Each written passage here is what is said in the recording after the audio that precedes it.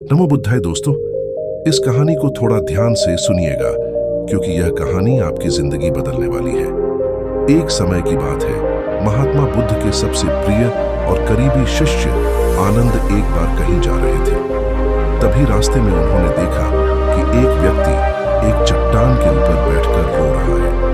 यह देखकर आनंद वहीं रुक गए और उस व्यक्ति के पास जाकर उसके दुखी होने का कारण पूछने लगे। वह व्यक्ति अपने आंसू पहुंचने हुए बोला, मैं यहीं पास के ही गांव का रहने वाला एक बदनसीब व्यापारी हूं। मैं जो भी काम करता हूं वही बिगड़ जाता है। व्यापार के चक्कर में मैंने अपनी माँ और पत्नी के गहने गंवा दिए, अपने परिवार को खो दिया और यहाँ तक कि अब तो मेरा घर और खेत भी गिरवी है। मुझे तो लगता है कि मेरी किस्मत ही खराब है। उस व्यक्ति की बात सुनकर आनंद बोले, तुमसे किसने कहा कि तुम्हारी किस्मत खराब है? जरा मैं भी तो जानूं कि तुम्हारी किस्मत में क्या खराबी है। व्यक्ति बोला, पहले मैं खेती करता था, लेकिन हर साल उसमें घाटा होता था। कभी सूखा पड़ जाता तो कभी ज्यादा बारिश से फसल खराब हो जाती, कभी आवारा पशु फसल को नुकसान पहुंचाते तो कभी कीड़े मकोड़े और बीमारियां फसल को बर्बाद कर देती। खेती से मेरे परिवार का गुजारा ठीक से नहीं चल पा रहा था, जिससे परेशान होकर मैंने खेती करना छोड़ दिया और व्यापार करने का निश्चय किया।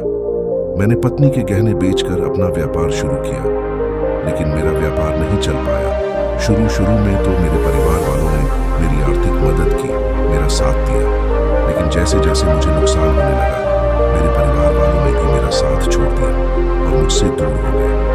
अब तो वह मुझे देखकर अपनी नजरें फेर लेते हैं और मुझे ही अपने परिवार की गरीबी और दुर्दशा का जिम्मेदार ठहराते हैं। अब तो मुझे अपना जीवन ही बोझ लगने लगा है।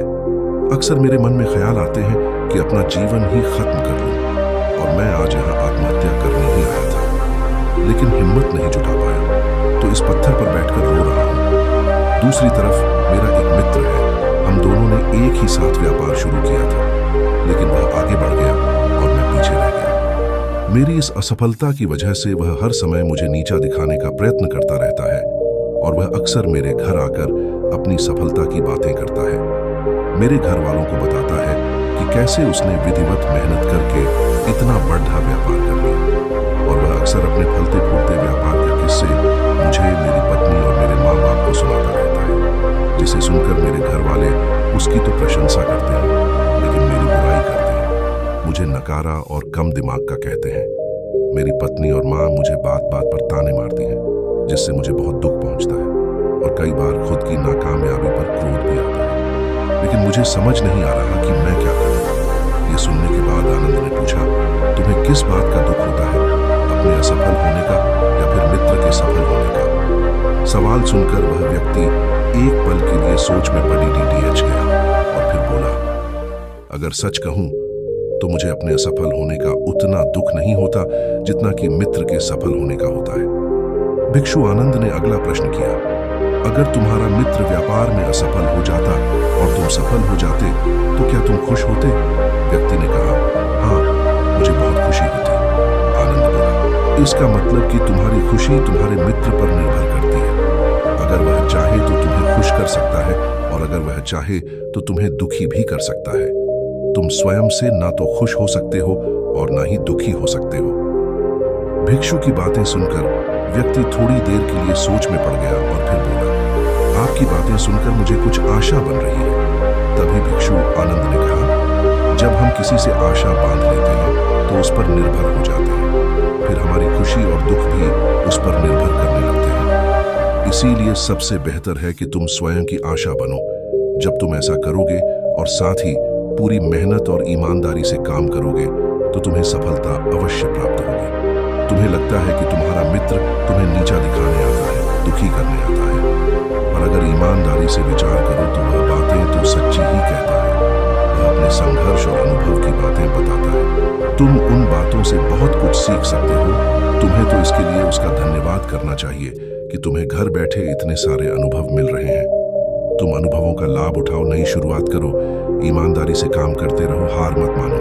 एक दिन तुम्हें सफलता जरूर मिलेगी। आज तुम जिसे अपना बुरा वक्त या बुरी किस्मत कर रहे हो, एक दिन यह बदल जाएगी और इसी के साथ तुम्हारी सोच और विचार भी बदल जाएंगे। और देखना, जब तुम्हारा अच्छा समय शुरू हो जाएगा तब तुम्हारा मित्र भी तुम्हें अपनी सफलताओं की कहानी नहीं सुनाएगा। फिर वह तुम्हें अपनी असफलताओं और परेशानियों की बातें सुनाएगा ताकि तुम उसकी बातें सुनकर भ्रमित हो जाओ, तुम्हारा आत्मविश्वास डगमगा जाए और तुम गलत निर्णय ले सको। लेकिन उस समय भी तुम्हें अपनी ही बुद्धि का प्रयोग करना होगा, स्वयं पर विश्वास रखना होगा। जिस प्रकार तुम्हारा मित्र आज तुम्हें दुखी करने आता है, वैसे ही वह उस समय भी तुम्हें दुखी करने आएगा, क्योंकि जिस तरह उसे दुखी देखकर तुम्हें मजा आता है, ठीक उसी तरह उसे भी तुम्हें दुखी देखने में उतना ही मजा आता है। व्यक्ति ने कहा, आपने सही कहा, लेकिन मेरा सबसे बड़ा दुख यह है कि मेरे परिवार के लोग भी इसमें शामिल हैं। वास्तव में मैं तो अपने परिवार के लिए अच्छा करना चाहता था, उन्हें खुश रखना चाहता था, लेकिन वह भी मेरी बातों और भावनाओं को नहीं समझ रहे हैं, मुझे ही गलत कहते हैं, और पिछले कुछ समय से तो वह मेरे साथ भी नहीं है। भिक्षु आनंद ने उस व्यक्ति को समझाते हुए कहा, हम हमेशा चाहते हैं कि हम जो कुछ भी करें, लोग उसके लिए हमारी प्रशंसा करें, लेकिन आमतौर पर ऐसा नहीं होता। लोग हमारे पास आकर तारीफ नहीं करते, जिससे हम दुखी हो जाते हैं। हमें लगने लगता है कि हमारे मित्र, रिश्तेदार, घर वाले सब स्वार्थी हैं। लेकिन अगर तुम किसी को अपना परिवार मानते हो और उसके लिए कुछ करना चाहते हो, तो फिर तुम ऐसा क्यों सोचते हो कि तुम दूसरों के लिए कुछ कर रहे हो? वास्तव में तुम अपनी खुशी के लिए कुछ कर रहे हो, क्योंकि उन्हें खुश देखकर तुम्हें खुशी होती है। अगर ऐसा करते समय तुम यह मानकर चलते हो कि तुम दूसरों के लिए कुछ कर रहे हो, तो तुम दुखी रहोगे। लेकिन अगर तुम्हें लगता है कि तुम स्वयं के लिए कर रहे हो, तो तुम खुश रहोगे, क्योंकि जब हम स्वयं के लिए कुछ करते हैं या करना चाहते हैं, तो हमें इसके लिए सांत्वना की जरूरत नहीं पड़ती। भिक्षु आनंद की यह बातें सुनकर उस व्यक्ति के चेहरे के भाव पूरी तरह से बदल गए।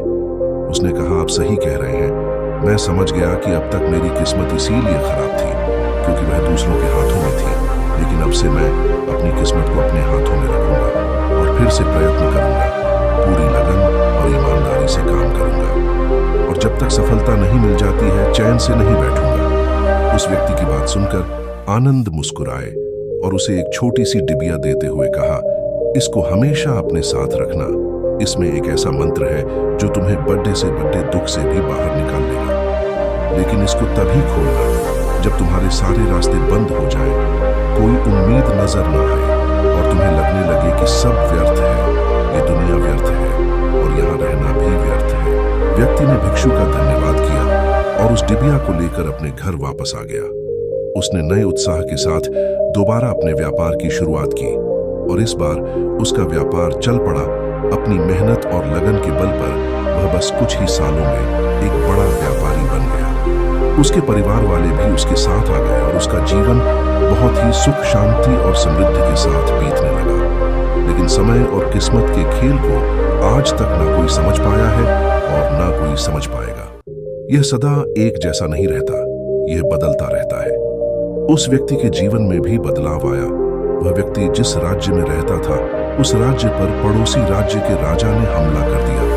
उस हमले और लूट मार में उस व्यक्ति का सारा धन भी लूट लिया गया। उसकी दुकान और घर सब जला दिए गए। जान बचाने के लिए उसे अपने परिवार के साथ वहां से भागना पड़ा। व्यक्ति अपने परिवार के साथ कई दिनों तक इधर उधर भटकता रहा। वह दाने दाने को मोहताज हो गया। उसका बच्चा बीमार हो गया और इलाज के अभाव में बीमारी से बुरी तरह रहने लगा। यह देखकर उसका हृदय चिक्कार उठा। उसके पास अपने बेटे के इलाज और परिवार को खिलाने के लिए धन के नाम पर एक सिक्का भी नहीं था। वह अंदर से बुरी तरह से टूट गया। ऐसे में उसे एक बार फिर से निराशा ने घेर लिया। उसे लगने लगा कि उसका जीवन व्यर्थ है, सारी दुनिया व्यर्थ है। लेकिन तभी अचानक उसे भिक्षु आनंद द्वारा दी गई डिबिया की याद आई। उसने बड़ी उत्सुकता के साथ उसे खोला। उसके अंदर एक पर्ची रखी हुई थी। उस पर्ची पर कुछ ऐसा लिखा हुआ था जिसे पढ़कर उसकी आंखों के सामने छाया हुआ निराशा का अंधेरा छट गया और वह एकदम से मुस्कुरा उठा। उस पर्ची पर लिखा था, यह वक्त भी गुजर जाएगा। दोस्तों, यह कहानी हमें सिखाती है कि समय के खेल को समझना संभव है। यह हमेशा बदलता रहता है। इसीलिए बुरी परिस्थितियों में हमें अत्यधिक निराश नहीं होना है, आत्मविश्वास बनाए रखना है, क्योंकि समय बदलता जरूर है। आज बुरा है तो कल अच्छा भी जरूर आएगा। बाकी अगर यह कहानी आपको अच्छी लगी हो तो तो इस वीडियो को लाइक करें। ऐसी और कहानी सुनने के लिए हमारे YouTube चैनल को सब्सक्राइब जरूर करें। तब तक मिलते हैं हम आपसे ऐसी ही एक और प्रेरणादायक कहानी के साथ। जब तक के लिए नमो बुद्धाय।